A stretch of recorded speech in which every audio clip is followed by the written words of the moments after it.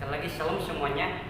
Nah, sebelum kita belajar firman Tuhan, pertama-tama perkenalkan nama saya Adrian Nason, dan saat ini saya sedang duduk di bangku SMA, khususnya SMTK kelas 3 SMTK Banten.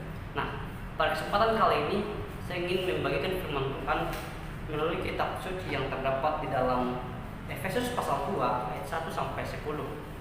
Efesus pasal 2 ayat 1 sampai 10. Saya akan membacakan untuk kita semua, dan saudara-saudara, siapapun saudara-saudara bisa mengikutinya membaca melalui kitab suci saudara-saudara semua. Oke. Efesus pasal 2 ayat 1 sampai 10. Firman Tuhan berjudul, semuanya adalah kasih karunia. Kamu dahulu sudah mati karena pelanggaran-pelanggaran dan dosa-dosamu. Kamu hidup di dalamnya karena kamu mengikuti jalan dunia ini, karena kamu mentaati penguasa kerajaan angkasa, yaitu roh yang sekarang sedang bekerja di antara orang-orang durhaka. Sebenarnya dahulu kami semua juga terhitung di antara mereka ketika kami hidup di dalam hawa nafsu daging dan menuruti kehendak daging dan pikiran kami yang jahat. Pada dasarnya kami adalah orang yang harus dimurkai sama seperti mereka yang lain. Tetapi Allah yang kaya dengan rahmat oleh karena kasih-Nya yang besar yang melimpahkannya kepada kita, telah menghidupkan kita bersama-sama dengan Kristus, sekalipun kita telah mati oleh kesalahan-kesalahan kita. Oleh kasih karunia kamu selamatkan, dan di dalam Kristus Yesus Ia telah membangkitkan kita juga dan memberikan tempat bersama-sama dengan Dia di surga, supaya pada masa yang akan datang Ia menunjukkan kepada kita kekayaan kasih karunia-Nya yang melimpah-limpah sesuai dengan kebaikan-Nya terhadap kita dalam Kristus Yesus. Sebab karena kasih karunia kamu diselamatkan oleh iman. Itu bukan hasil usahamu, tetapi pemberian Allah. Itu bukan hasil pekerjaanmu, dan ada orang yang memegahkan diri. Karena kita ini buatan Allah, diciptakan dalam Kristus Yesus untuk melakukan pekerjaan yang baik yang dipersiapkan Allah sebelumnya. Ia mau supaya kita hidup di dalamnya. Amin. Untuk firman Tuhan yang dikatakan berbahagia adalah kita membaca firman Tuhan serta mengaplikasikan melalui firman Tuhan dalam kehidupan kita hari lepas hari. Nah, saudara-saudara semuanya, jika kita membuat kehidupan sekarang, banyak orang yang bingung dan bertanya-tanya akan keberadaannya di dunia ini. Banyak orang yang bertanya-tanya tentang mengapa sih saya hidup di dunia ini, siapa sih yang menciptakan saya, dan kemana saya akan pergi setelah saya meninggal dari dunia ini gitu. Nah, perlu kita ketahui bahwa pertanyaan ini perlu mendapatkan jawaban yang tepat. Kenapa? Akibat dan tidak mendapatkan pertanyaan yang tepat dari pertanyaan ini, jawaban yang tepat dari pertanyaan ini, bisa saja orang mengalami keputusasaan dalam jalan kehidupan. Terutama yang lebih parah adalah orang bisa tidak percaya akan adanya Tuhan karena tidak tahu gitu arti dan tujuan hidupnya di dunia ini.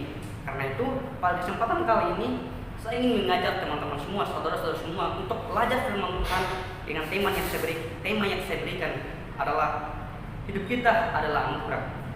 Nah, saudara-saudara yang dikasihi oleh Tuhan Yesus, jika kita kembali ke pembacaan kita di Efesus pasal 2 ayat 1 sampai 10, bagian firman Tuhan ini merupakan surat yang Rasul Paulus tuliskan ketika Rasul Paulus berada dalam penjara di Roma. Jadi Rasul Paulus menulisnya sekitar tahun 57 sampai 59 Masehi. Jadi kalau kita hitung dari sampai sekarang, mungkin sudah berapa tahun gitu ya kan. Nah, Rasul Paulus menuliskannya dengan tujuan agar orang-orang kudus yang ada di Efesus tidak terpengaruh gitu dengan praktek kehidupan orang Efesus yang mana mereka pada saat itu menyembah dewa Yunani. Jadi orang Efesus memiliki kepercayaan mereka menyembah yang namanya Dewi Artemis di Efesus. Nah, karena Dewi Artemis ini mereka pahami sebagai Dewi kesuburan. Mereka menganggap bahwa Dewi kesuburan, Dewi Artemis ini sanggup memberikan kehidupan kepada mereka, memberikan solusi terhadap permasalahan kehidupan mereka, mampu menyelesaikan masalah politik, ekonomi mereka gitu.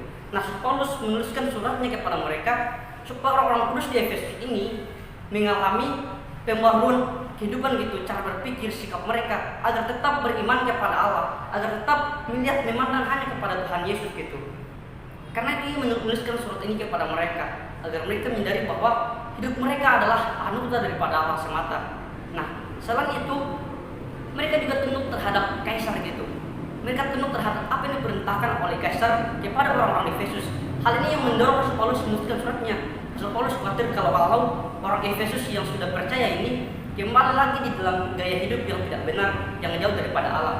Nah, tapi meskipun begitu, ternyata Efesus ini adalah kota yang besar, kota yang mewah gitu. Kalau kita lihat seperti kehidupan di kota-kota besar zaman sekarang kan, bisa dibilang mewah. Karena apa? Di Efesus ini terdapat kul Artemis yang megah. Di sana konon terdapat sebuah meteor yang dikirim oleh sang dewi. Nah, ternyata di Efesus ini terdapat sebuah meteor gitu.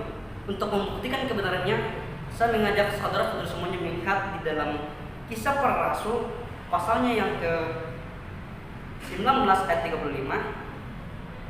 Kita buka dalam Kisah Para Rasul pasal 19 ayat 35. Firman Tuhan berbunyi, akan tetapi penitera kota memenangkan orang banyak itu dan berkata, hai orang Efesus, siapakah di dunia ini yang tidak tahu bahwa kota Efesus lah yang memelihara baik Dewi Artemis yang maha besar maupun patung yang turun dari langit. Nah, ini merupakan perkataan penitera kota yang ada di Efesus itu memberitahukan kepada orang Efesus bahwa hai orang Efesus, kalian nggak tahu itu patung Dewi Artemis yang dikirim dari langit ini. Nah, ini membuktikan kalau di Efesus itu terdapat sebuah meteor yang dikirim, konon katanya dikirim oleh Dewi Artemis dari langit itu. Nah, ini membuktikan tentang meteor yang terdapat di Efesus, terdapat dalam Kisah Para Rasul pasal 11 ayat 35. Nah, selain meteor, terdapat juga teater-teater yang besar, stadion tempat pertarungan para gladiator dan perpustakaan-perpustakaan. Nah, di sana juga terdapat banyak teater-teater dan tempat pertarungan para gladiator. Jadi gladiator ini adalah budak budak yang dipertontonkan orang banyak. Mereka berkelahi di sebuah ring, bisa dikatakan ring, kemudian ditonton oleh orang banyak, dijadikan sebagai bahan hiburan. Nah, di sana juga terdapat perpustakaan. Mungkin ini perpustakaan buku kali ya, kata juga. Nah, ini yang menunjukkan bahwa kota Efesus adalah kota yang besar. Di sana banyak peninggalan sejarah yang ditemukan oleh para arkeolog sampai sekarang itu. Nah, Paulus berkarya di Efesus sekitar 3 tahun. Disampaikan dalam Kisah Para Rasul pasal 19 ayat 10 dan pasal 20 ayat 31. Saudara-saudara semuanya bisa melihatnya di dalam ayat tersebut. Nah, satu generasi kemudian penulis kitab Wahyu, khususnya di Wahyu pasal 2 ayat 1 sampai 7, menulis bahwa orang-orang Kristen di Efesus tidak lagi mencintai Kristus. Mereka jatuh begitu dalam, mereka jatuh menjauh daripada Kristus gitu. Akibat dosa-dosa mereka, pelanggaran-pelanggaran mereka, yang mana mereka sudah mulai menyembah Dewi Artemis, taat terhadap kaisar. Nah, hal ini membuat Rasul Paulus sedih, membuat Rasul Paulus menulis suratnya untuk mereka orang-orang Efesus yang sudah percaya di sana berbalik kepada Allah. Rasul Paulus ingin agar orang-orang di Efesus tahu sadar kalau hidup mereka adalah anugerah daripada Allah, bukan kehidupan mereka sendiri, kekuatan mereka sendiri, sampai mereka bisa hidup sampai detik itu juga. Nah, hal ini yang mendorong Rasul Paulus untuk menuliskan suratnya kepada orang-orang di Efesus. Nah, lalu kemudian mengapa hidup ini dikatakan anugerah gitu? Lalu apa sih itu anugerah? Nah, ini yang saya akan sampaikan di dalam video ini. Saya akan jelaskan untuk kita semuanya. Kita akan belajar sama-sama semua tentang apa itu anugerah dan mengapa hidup kita ini dikatakan adalah anugerah. Nah, secara etimologi sendiri, kata anugerah berasal dari kata karis yang diterjemahkan sebagai kasih karunia, yang berarti kemurahan hati Allah yang tidak pantas diterima oleh orang yang layak dihukum, atau pemberian Allah secara cuma-cuma. Jadi anugerah ini adalah bisa dikatakan juga artinya juga kasih karunia gitu, yang memiliki arti definisi secara etimologinya pemberian Allah secara cuma-cuma, kasih karunia Allah, kemurahan hati Allah. Nah, contohnya seperti ini. Jikalau saudara-saudara siapapun saudara-saudara misalnya kan berbuat baik terhadap saya, lalu saya melakukan hal yang serupa juga membalas kebaikan saudara-saudara, misalnya memberikan saya uang, terus saya juga memberikan uang kepada saudara-saudara, itu bukan anugerah, itu dinamakan berbuat baik karena ada sebab akibat di dalamnya. Kamu baik, saya pun baik terhadap kamu. Tapi yang dikatakan itu bukan anugerah. Nah, yang dikatakan anugerah adalah yang membedakan anugerah dengan perbuatan baik ini adalah terdapat ketidaklayakan si penerima anugerah ini. Contohnya seperti ini. Jadi misalnya ada di antara saudara-saudara yang memukul saya misalnya kan, merampok saya gitu, bahkan hampir membunuh saya. Tapi setelah saya sehat, saya tidak membalas saudara-saudara dengan cara yang sama.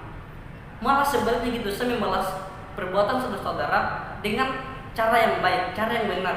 Misalnya saudara-saudara memukul saya, tiba-tiba suatu saat nanti saya membalas saudara-saudara misalnya dengan cara memberikan tempat tinggal terhadap saudara-saudara, misalnya kalau ke rumah saya, terus teman-teman saudara-saudara nggak memiliki tempat tinggal gitu. Itu dinamakan anugerah. Terdapat ketidaklayakan si penerima, namun diberikan, namun menerima sesuatu dari sang pemberi gitu. Nah, Hal inilah yang Allah lakukan terhadap manusia, yang mana manusia tidak layak menerima kehidupan, tidak layak menerima keselamatan, namun Allah memberikan secara cuma-cuma. Gak ada perbuatan manusia, andil manusia sedikit pun sampai Allah memberikan anugerah kehidupan, keselamatan terhadap manusia tersebut. Nah, lalu kemudian mengapa hidup ini dikatakan anugerah? Ini akan kita pelajari bersama-sama, yang saya akan bagikan untuk kita semua. Yang pertama, mengapa hidup ini dikatakan anugerah? Karena dahulu kita sudah mati di dalam dosa. Jika kita kembali melihat ayat yang pertama dan sampai ayat yang ketiga, di situ Rasul Paulus bilang kalau, saya bacakan sekali lagi, kamu dahulu sudah mati karena pelanggaran dan dosa-dosamu. Kamu hidup di dalamnya karena kamu mengikuti jalan dunia ini. Karena kamu mentaati penguasa kerajaan angkasa, yaitu roh yang sekarang sedang bekerja di antara orang-orang durhaka. Sebenarnya dahulu kami semua juga terhitung di antara mereka, ketika kami hidup dalam hawa nafsu daging dan menuruti kehendak daging dan pikiran kami yang jahat. Pada dasarnya kami adalah orang-orang yang harus dimurkai sama seperti mereka yang lain. Nah, Rasul Paulus mengajak orang-orang di Efesus melihat keadaan mereka di masa lalu gitu, di mana mereka sudah diperbudak oleh dosa, sudah jatuh ke dalam dosa dan terpisah jauh daripada Allah. Rasul Paulus sengaja mengajak orang Efesus supaya mereka sadar akan kehidupan mereka di masa lalu. Orang-orang di Efesus ini sudah jatuh di dalam dosa, jauh daripada Allah. Hubungan mereka dengan Allah terpisah oleh karena akibat sikap gaya hidup mereka yang memberontak, yang melakukan dosa, yang mengikuti jalan dunia ini. Nah, ada beberapa alasan mengapa manusia mati secara rohani. Nah, mati yang dimaksudkan di dalam ayat 1, 2, dan 3 di sini adalah mati secara rohani. Jadi mati secara rohani adalah mengalami keterpisahan dari Allah oleh karena hubungan yang awalnya baik sudah rusak akibat dosa. Jikalau kita mengalami kematian rohani, kita nggak bakal bisa lagi kembali kepada Allah. Untuk satu-satunya jalan kita kembali kepada Allah adalah Allah yang harus memperbaiki hubungan tersebut. Nah, kembali saya mau bilang, ada beberapa alasan mengapa manusia mati secara rohani. Yang pertama adalah karena pelanggaran. Yang pertama tadi dikatakan karena pelanggaran, makanya kita mati secara rohani. Jadi alasan yang pertama mengapa manusia mati secara rohani juga adalah karena pelanggaran terhadap apa? Tentunya pelanggaran terhadap apa yang diperintahkan oleh Allah. Jika kita kembali ke dalam peristiwa pertama kalinya manusia jatuh dalam dosa itu, Adam dan Hawa, akibat dari mereka jatuh dalam dosa adalah karena mereka melanggar perintah Allah. Apa perintah Allah? Nah, kalau kita melihat kembali ceritanya, Allah kan sudah bilang, Adam dan Hawa jangan makan buah yang ada di tengah taman. Tapi apa yang Adam dan Hawa lakukan? Mereka malah makan buah tersebut. Mereka melanggar perintah Allah. Mereka memilih untuk mengikuti keinginan mereka sendiri, untuk mencoba memakan buah larangan Allah. Hingga pada akhirnya mereka jatuh dalam dosa. Bukan hanya jatuh dalam dosa, bahkan diusir, mengalami penderitaan di dunia untuk mencukupi kebutuhan hidup mereka. Allah bilang kepada Adam, kamu akan kesulitan untuk memenuhi kebutuhan hidupmu, akan mengalami kesulitan untuk mencari makanan. Kemudian pada Hawa juga akan mengalami kesulitan di dalam melahirkan anaknya. Dia bakal tunduk dan taat terhadap suaminya itu Adam. Semua itu akibat dari pelanggaran, akibat dari sikap gaya hidup mereka yang tidak mau taat gitu, melanggar perintah Allah. Itulah yang mengakibatkan mereka manusia mati secara rohani. Kemudian yang kedua, yang menyebabkan manusia mati secara rohani adalah dosa-dosa. Kalau kita melihat di dalam Roma pasal 3 itu dikatakan kurang lebihnya bahwa upah dosa ialah maut. Artinya bahwa sekali kita berbuat dosa, kita akan dihukum, kita akan langsung dimusnahkan. Dan itu yang Allah lakukan terhadap manusia yang ada di perjalanan, khususnya ketika mereka melakukan dosa gitu.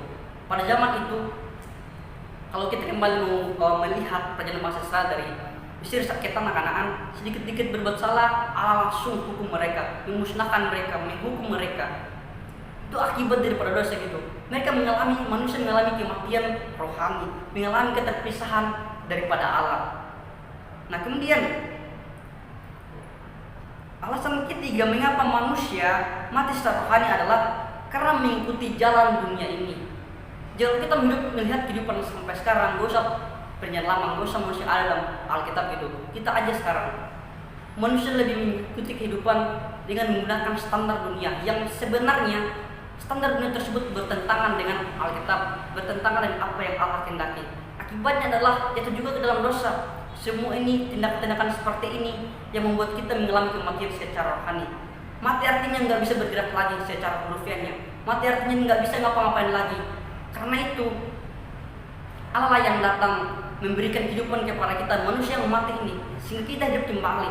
Kita memiliki masa lalu yang kelam, masa lalu yang penuh dengan dosa, diperbudak oleh dosa. Kita yang semata-mata kita hasilkan dalam kehidupan adalah dosa, dan dosa. Kenapa? Akibat dari ketidaktaatan, pelanggaran, akibat dari dosa, akibat dari mengikuti jalan dunia ini berdasarkan ayat 1, 2, dan 3 dari Efesus yang kita sudah baca. Nah, saudara-saudara yang kasih Tuhan Yesus, kita memiliki masa lalu yang buruk pada di dalam Alkitab, khususnya di Efesus ini yang Rasul Paulus katakan. Artinya bahwa masa lalu tersebut membentuk kita sampai sekarang. Kita hidup di dalam dosa juga sampai sekarang karena dosa kita dari masa lalu. Masa lalu membentuk kehidupan kita sampai sekarang, dan masa sekarang juga kita sedang membentuk masa lalu kita. Saya mau bilang bahwa jika kita masih terus hidup di dalam dosa, maka kita akan mendapatkan akibatnya, konsekuensinya. Karena akibat daripada dosa adalah maut, hukuman gitu. Jadi kalau kita semua, terkhususnya saya, masih terus hidup dalam dosa, dan saya percaya bahwa kita masing-masing memiliki kelemahan yang membuat kita sering jatuh ke dalam dosa, yang membuat kita sering lalai untuk terus tunduk dan taat kepada Allah, maka akibatnya adalah kita akan dihukum. Tentunya hukumannya adalah hukuman yang kekal, yang dimasukkan ke dalam neraka. Karena itu saudara-saudara yang kasih Tuhan Yesus, sadarilah bahwa kita adalah manusia yang berdosa, kita adalah manusia yang membutuhkan Allah, kita adalah manusia yang harus senantiasa tunduk taat terhadap Allah. Kita nggak bisa ngapa-ngapain kalau bukan Allah yang menolong kita. Karena kasih Allah, karena anugerah daripada Allah, kita bisa hidup sampai sekarang. Jadi dahulu kita sudah mati di dalam dosa kita, berdasarkan yang pertama sampai ketiga. Nah, itu pun yang pertama, mengapa hidup ini dikatakan anugerah? Karena dahulu kita sudah mati di dalam dosa dan dosa kita. Kemudian poin yang kedua, mengapa hidup ini dikatakan anugerah? Karena hidup ini dikatakan anugerah karena Allah yang menghidupkan kita lewat kematian Kristus. Nah, Allah yang menghidupkan kita lewat kematian Kristus. Ayat 4 dan 7 mengatakan bahwa di dalam pembacaan kita tadi, tetapi Allah yang kaya dengan rahmat oleh karena kasih-Nya yang besar yang dilimpahkannya kepada kita, telah menghidupkan kita bersama-sama dengan Kristus, sekalipun kita telah mati oleh kesalahan-kesalahan kita. Oleh kasih karunia kamu diselamatkan. Dan dalam Kristus Yesus, Ia telah mengingatkan kita juga dan memberikan tempat bersama-sama dengan Dia di surga, supaya pada masa yang akan datang Ia menunjukkan kepada kita kekayaan kasih karunia-Nya yang melimpah-limpah sesuai dengan kebaikan-Nya terhadap kita dalam Kristus Yesus. Nah, saudara-saudara kasih Tuhan Yesus, Allah yang menghidupkan kita lewat kematian Kristus, supaya apa? Pada masa yang akan datang kita melihat kasih Allah gitu. Artinya bahwa itu sudah diwujudkan Allah melalui pribadi Kristus. Masa yang akan datang mewujudkannya itu masa sekarang, yang mana Allah sudah mewujudkan dalam pribadi Yesus Kristus, menyerahkan dirinya untuk dihukum gitu, menggantikan musuh berdosa. Semua itu untuk menyelamatkan manusia, untuk menghidupkan manusia yang sudah mati secara rohani di dalam dosa ini. Yesus mati supaya kita manusia hidup. Yesus dihukum di kayu salib supaya kita dibebaskan. Yesus dibuat berdosa karena dosa kita supaya kita dibenarkan karena kebenaran Yesus Kristus gitu. Ada keterbalikan di balik semua ini. Yesus menggantikan kita. Hukuman yang seharusnya kita terima ditimpahkan kepada Yesus. Siapa sih kita manusia sampai Allah dalam pribadi Yesus melakukan semua itu? Manusia bukan siapa-siapa. Kita nggak memiliki hak khusus itu, hak istimewa sampai Allah melakukan semua ini. Justru karena dosa kita makanya Allah melakukan semuanya. Jadi saudara-saudara kasih Tuhan Yesus, sekali lagi saya menekankan bahwa Allah yang menghidupkan kita. Kita memiliki masa lalu yang hidup di dalam dosa, namun Allah menghidupkan kita melalui kematian Kristus. Hidup kita sekarang Allah anugerah daripada Allah, pemberian Allah secara cuma-cuma. Karena itu sadarlah kehidupan kita.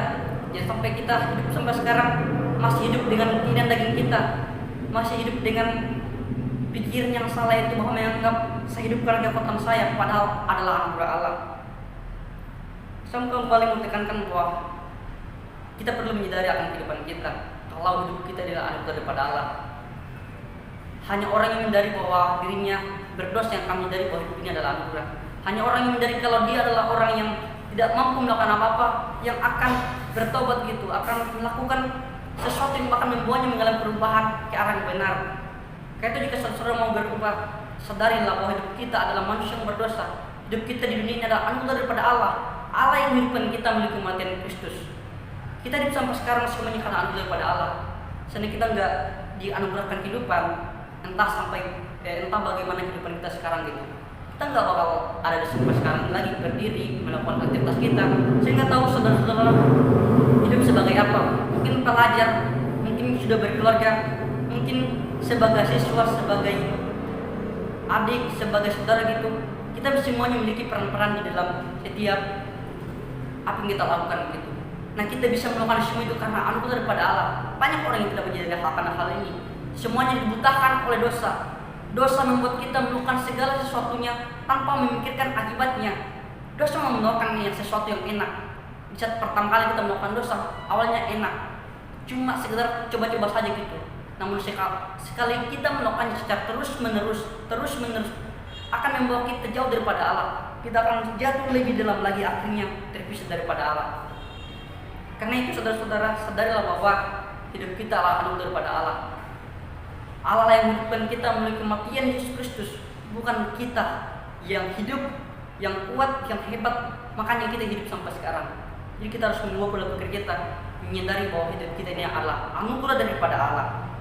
Nah, itu poin yang kedua. Mengapa hidup ini dikatakan anugerah? Dikatakan anugerah karena Kristuslah, Allah lah yang menghidupkan kita melalui kematian Kristus. Kemudian poin yang ketiga, mengapa hidup ini dikatakan anugerah? Dikatakan anugerah karena anugerah itu pemberian Allah, bukan usaha manusia. Anugerah itu pemberian Allah, bukan usaha manusia. Kalau kita kembali membaca ayat 2 sampai 10, sebab karena kasih karunia kamu diselamatkan oleh iman. Itu bukan hasil usahamu, tetapi pemberian Allah. Itu bukan hasil pekerjaanmu, dan ada orang yang memegahkan diri. Sebab kita ini buatan Allah, diciptakan dalam Kristus Yesus untuk melakukan pekerjaan yang baik, yang dipersiapkan Allah sebelumnya, yang mau supaya kita hidup di dalamnya. Anugerah Allah adalah pemberian Allah, bukan usaha manusia, bukan karena perbuatan baik manusia, bukan karena manusia memiliki kelebihan tertentu, makanya Allah memberikan semua itu. Semata-mata karena inisiatif Allah, makanya Allah memberikannya. Nah, coba kita lihat kembali bagian firman Tuhan. Mengapa Allah menganugerahkan semua itu? Mengapa Allah menganugerahkan, memberikan kehidupan kepada manusia, menyelamatkan manusia? Coba kita lihat kembali ayatnya ke-4. Allah melakukannya karena rahmat Allah. Coba kita baca di ayat 4. Tetapi Allah yang kaya dengan rahmat. Kita garis bawahi rahmat. Rahmat berarti sama aja dengan anugerah, pemberian Allah gitu. Kasih Allah kepada manusia. Allah melakukannya karena rahmat Allah. Kemudian karena kasih Allah. Kita lanjut baca yang keempat. Oleh karena kasihnya yang besar, selain rahmat, kasih Allah juga yang besar. Makanya Allah menganugerahkan semua itu. Bukan hanya kasih, karena kebaikan Allah. Kita lihat ayat yang ke-7. Supaya pada masa yang akan datang, Ia menunjukkan kepada kita kekayaan kasih-Nya yang melimpah-limpah sesuai dengan kebaikannya terhadap kita dalam Kristus Yesus. Karena kasih Allah, makanya Allah menganugerahkan semua itu kepada kita. Menganugerahkan keselamatan secara cuma-cuma kepada manusia yang berdosa. Bukan karena manusia memiliki kelebihan tertentu, hak istimewa, makanya Allah memberikan semua itu. Salah, semua itu karena kebaikan Allah. Jadi semua alasan ini ada di dalam diri Allah, bukan karena kebaikan atau kesalehan manusia. Nah, seringkali manusia, terutama orang Kristen zaman sekarang, banyak yang berpikir bahwa anugerah Allah ini bisa ditolak, diterima, bisa direspon gitu. Ada syarat di dalamnya. Padahal Alkitab jelas-jelas mengatakan bahwa anugerah adalah pemberian Allah secara cuma-cuma. Kalau dikatakan cuma-cuma berarti nggak ada syaratnya di dalamnya, makanya diberikan gitu. Jadi anugerah Allah adalah pemberian Allah secara cuma-cuma, bukan usaha manusia. Jadi kita harus menyadari bahwa anugerah ini pemberian Allah gitu. Dan sampai sekarang kita masih hidup dengan cara berpikir bahwa kita hidup sekarang karena kita hebat, kita memiliki uang, kita memiliki kepintaran, kita memiliki kelebihan, makanya orang menggunakan kita untuk memenuhi kehidupan kita gitu. Jadi semua itu cara berpikir yang salah. Nah, saudara-saudara yang kasih dalam Kristus Yesus, kita harus menyadari bahwa hidup kita adalah anugerah daripada Allah. Bukan karena kita manusia yang hebat, memiliki kelebihan tertentu, Makanya Allah memberikan semua itu.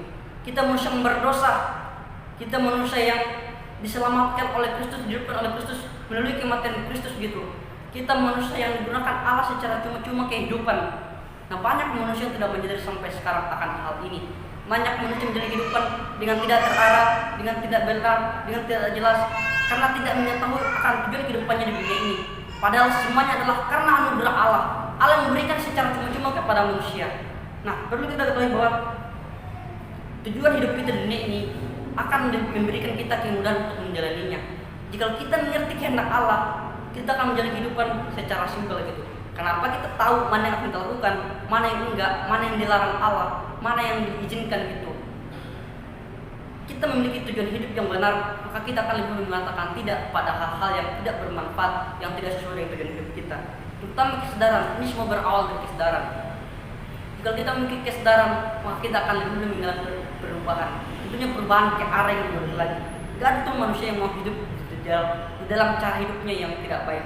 Tentunya kita mau memperoleh kehidupan yang lebih baik, yang lebih tenang, yang damai, yang memiliki damai sejahtera. Karena itu untuk mendapatkan semua itu kita harus datang kepada Allah, menyerahkan semuanya kepada Allah.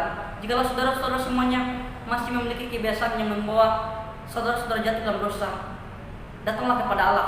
Memang enak hidup dalam dosa, melakukan dosa memang enak, tapi akibat dari semuanya itu kita harus menanggung akibatnya.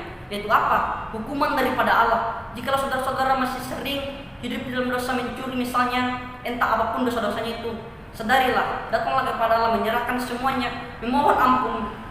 Katakan kepada Allah bahwa Allah, saya mau bertobat, saya mau berkomitmen untuk meninggalkan gaya hidupku yang lama. Kita harus menyadari bahwa hidup kita di dunia adalah anugerah Allah, pemberian Allah secara cuma-cuma. Bukan karena kita kuat, sekali lagi saya menekankan, bukan karena kita hebat, berbuat baik, saleh, makanya Allah memberikan semua itu. Tapi semata-mata karena anugerah daripada Allah, anugerah daripada Allah.